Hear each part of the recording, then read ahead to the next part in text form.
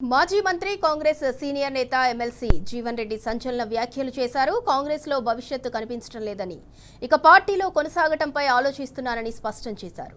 కాంగ్రెస్ లో అవమానాలను ఇంకెంతకాలం భరించాలని ప్రశ్నించారు. వలసవాదులను, అవకాశవాదులను పక్కన పెట్టాలని కోరినా హైకమాండ్ పట్టించుకోవటం లేదని వాపోయారు. ఫిరాయింపు ఎమ్మెల్యే సంజయ్ కి పవర్ ఆఫ్ అటార్నీ రాసిచ్చారని మండిపడ్డారు. జగిత్యాల కాంగ్రెస్ పట్టాను అతనికే కట్టబెట్టారని ధ్వజమెత్తారు. పార్టీ మారలేదని స్పీకర్ చెబుతుంటే ఆయన మాత్రం కాంగ్రెస్ తోనే సంసారం చేస్తున్నారని ఫైర్ అయ్యారు జీవన్ రెడ్డి.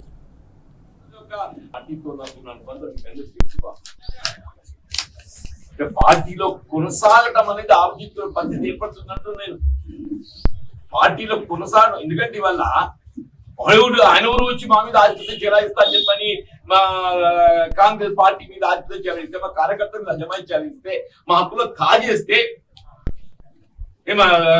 కాంగ్రెస్ కార్యకర్తల యొక్క హక్కులను కాపాడలేక ఏం చేయాలి? నేను ఈ వేధింపులు సహిస్తూ ఎంతగా కొనసాగగలుగుతామా? కనే కంటిన్యూ ఈ వేధింపులు భరించగలుగుతానా? ఎంతకాలం భరించగలుగుతా? దీని పరిష్కారం ఏంటి అనే నాకు నేను ఊహించలేకపోతున్నాను. ఎందుకు మా ఆత్మవిశ్వాసం దెబ్బతీస్తావు? ఎందుకు మా గోస పెడతావు? ఎందుకు మాతో చెలగాలాట ఆడుతున్నావు? ఒక రాజకీయ పార్టీకి వెళ్ళి ఎంపికై ఆ పార్టీలో కొనసాగుతూ ఇంకో రాజకీయ పార్టీతోని మరి దాని ఏమో నాకు తెలుస్తలేదా?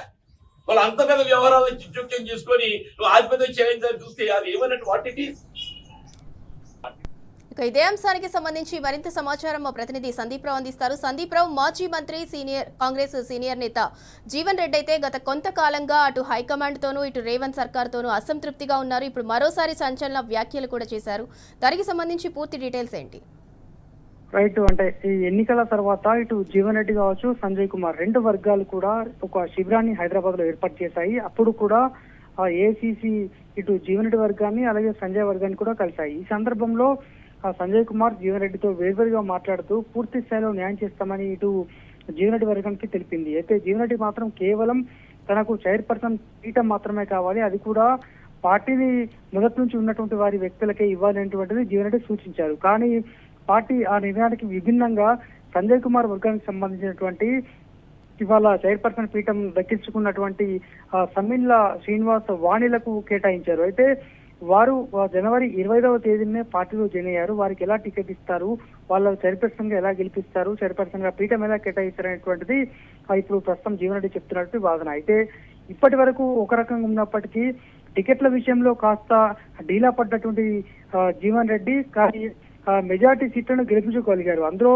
మెజార్టీ సీట్లలో కూడా సంజయ్ కుమార్ కల్పించుకుంటూ పూర్తి స్థాయిలో కార్యకర్తలకు న్యాయం చేస్తాను, గెలిచినటువంటి వారికి ఒక్కొక్కరికి 5 లక్షల వరకు ఏదైతే సీసీ రోడ్లు కావచ్చు ఇతర వర్క్లు పూర్తి చేస్తానంటూ వారికి హామీ ఉందో కొద్దిమంది అటు సంజయ్ వైపు మళ్లారు. దీంతో మెజార్టీ వర్గం సంజయ్ది పైచి అయింది. దీంతో సీల్డ్ కవర్ లో పంపించినటువంటి అడ్డూరి లక్ష్మణ్ కుమార్ జీవన్ రెడ్డికి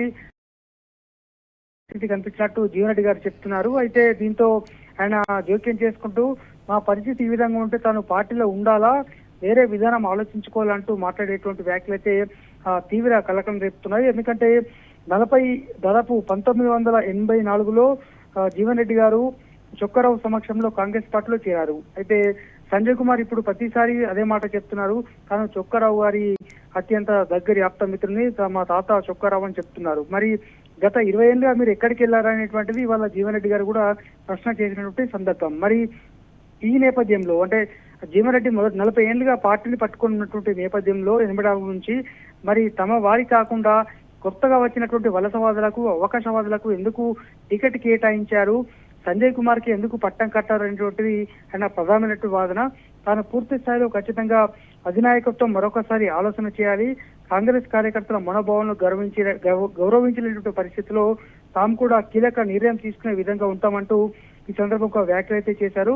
వలసవాదులను తీసుకొచ్చి మా ఆత్మాభిమానాన్ని కాలదూరాలు, పూర్తి స్థాయిలో మేమంతా కూడా ఏం చేయాలో ఆలోచిస్తామంటూ ఈ సందర్భంగా ఒక అధిష్టానానికి అల్టిమేటం జారీ చేశారు. అయితే ఇప్పటికే సచిన్ సావంత్ తో పాటు ఏఐసిసి సంబంధించినటువంటి కార్యదర్శి కావచ్చు, ఇటు బట్టి విక్రమార్క మరికొంతమంది ప్రధాన పెద్దలు కూడా జీవన్ రెడ్డితో మాట్లాడినప్పటికీ పూర్తి స్థాయిలో న్యాయం చేస్తామని అదే రోజు చెప్పినప్పటికీ వారు శాంతించారు. కానీ ఇవాళ జరిగిన పరిణామం మాత్రం పూర్తి విభిన్నంగా ఉండడంతో జీవన్ రెడ్డి మరింత ఆగ్రహానికి గురయ్యారు. అయితే అల్ప వర్గానికి సంబంధించినటువంటి వైస్ చైర్మన్ జగిత్యాల మున్సిపాలిటీకి సంబంధించినటువంటి ముస్లిం వారికి కేటాయించారు. సంతోషమైనప్పటికీ వారికే చైర్మన్ పీఠం కేటాయిస్తే తాను సంతోషించేవానని కూడా ఈ సందర్భంగా జీవన్ రెడ్డి వ్యాఖ్యానించారు. మొత్తానికి మరొక మార్పు దిశగా మీరు ఆలోచిస్తున్నారా అనేటువంటి విషయాన్ని అయితే చెప్పారు.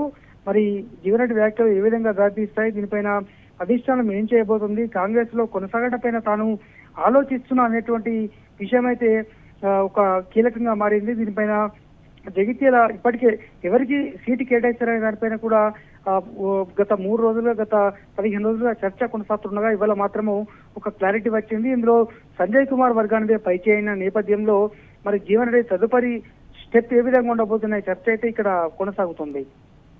Right, thank you Sandeep Rao.